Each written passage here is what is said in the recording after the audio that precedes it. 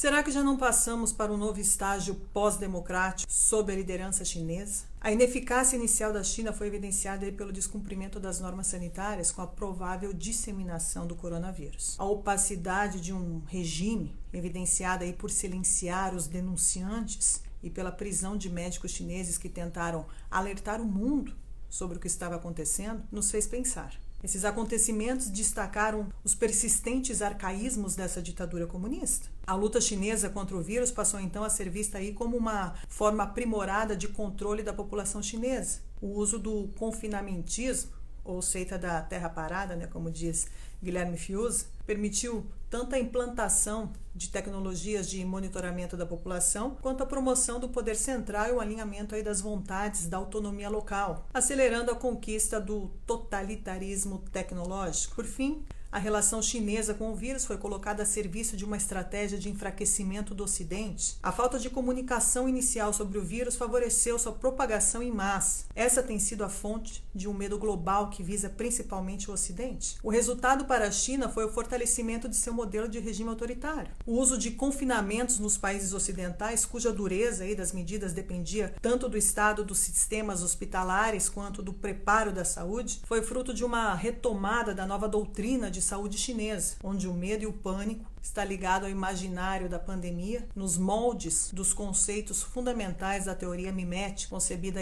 por René Girard. Essa situação resultou em uma politização da medicina, onde se notou o surgimento de um discurso médico oficial e o seu corolário. Aí foi estabelecido um regime mediático sanitário. O fechamento do modelo liberal de economias e sociedades resultou em vários países na nacionalização da economia, na suspensão das liberdades de movimento e de expressão. Foi acompanhado por um paternalismo de segurança ligado à propagação do discurso oficial pelos meios de comunicação de massa, aumentando o poder da polícia, levando a um regime de segurança autoritário. A incapacidade de desenvolver uma estratégia baseada no tratamento precoce, que foi metralhada por essa mesma mídia, nos trouxe a censura das redes sociais. O nosso STF nos trouxe uma solução, a única, oferecida até hoje: o lockdown. Prejudicaram milhões de crianças, milhões de famílias e milhões de empreendedores que se viram proibidos de colocar comida na mesa. A guerra era com o povo para tentar protegê-los do vírus. Começaram os controles da população, seja em termos de comportamento, movimento e até opiniões, dominados por esses aprendizes de ditadores que puderam, de forma explícita, realizar o sonho do poder. A concentração econômica refletida tanto pelo domínio reforçado dos setores da economia médica e da economia digital, quanto pelo concomitante enfraquecimento das pequenas e médias empresas, em benefício das multinacionais, pode levar a uma concentração oligopolística de recursos e ao fortalecimento de uma oligarquia global. O controle da sociedade, possibilitado pelo enquadramento das liberdades, a reativação regular de tecnologias manipulativas e o fortalecimento do componente de segurança do poder estatal, levaram a uma invasão duradoura da esfera privada pela esfera pública, um sinal de uma tentativa totalitária. Por fim, a convergência entre os interesses oligárquicos e os aparatos do Estado a serviço de uma pretensa modernização da economia resultaria na precariedade da sociedade, com o desaparecimento da pequena empresa em favor de grandes grupos e o cancelamento dos assalariados diante do precariado. Esta crise cobiçosa foi marcada por sua dimensão espetacular. A morte ligada ao Covid torna-se onipresente. Em primeiro lugar, com as imagens de pacientes em tratamento intensivo e de sepulturas recém-cavadas. Depois, com os números de terapia intensiva e mortalidade por Covid dados regularmente na TV como um boletim de guerra. E a transformação de médicos em padres de uma nova religião da salvação dos corpos nos aparelhos de televisão. O espetáculo covidiano permitiu a manutenção de um medo da morte implementado pelas autoridades e pela mídia. A manipulação contínua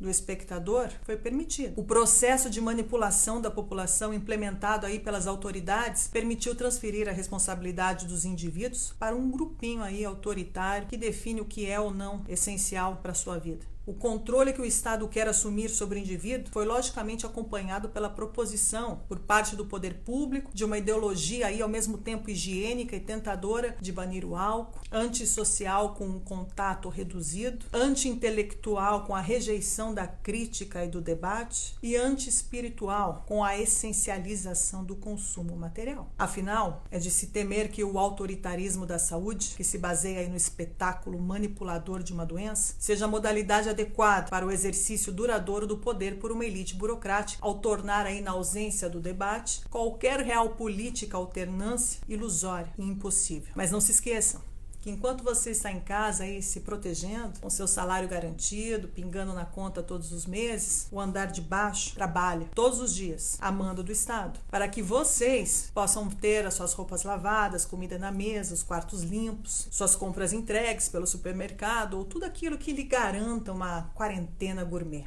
Já o andar de baixo passa fome, desemprego e o desespero das contas que estão chegando e que acumulam e eles não conseguem pagar. Mas isso não interessa, né? Mas já que estamos seguros aí nas nossas torres de marfim, o que importa? A economia a gente vê depois. E a liberdade? A liberdade tanto faz, né? O importante aqui é a saúde, ver Netflix e ter alguém que entregue as suas compras. Como é que eu vou ficar em casa cheio de criança em casa, meu irmão? Cheio de guri em casa, eu vou ficar fazendo o que em casa, parceiro? Me dá uma cesta básica aí pra eu passar um mês em casa, que eu fico em casa de boa. Agora com minha despesa vazia, meus filhos em casa, fica em casa, e aí?